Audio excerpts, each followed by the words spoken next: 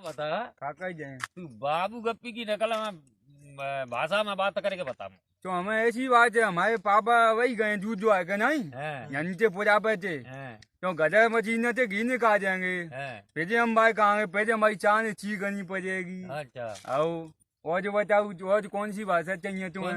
कौन सी भैंस का दूध पिए तुम्हें? हमें थनी को, 4 थनी को, 6 थनी को, 8 थनी को? हमें तो 8 थनी को पिए थे।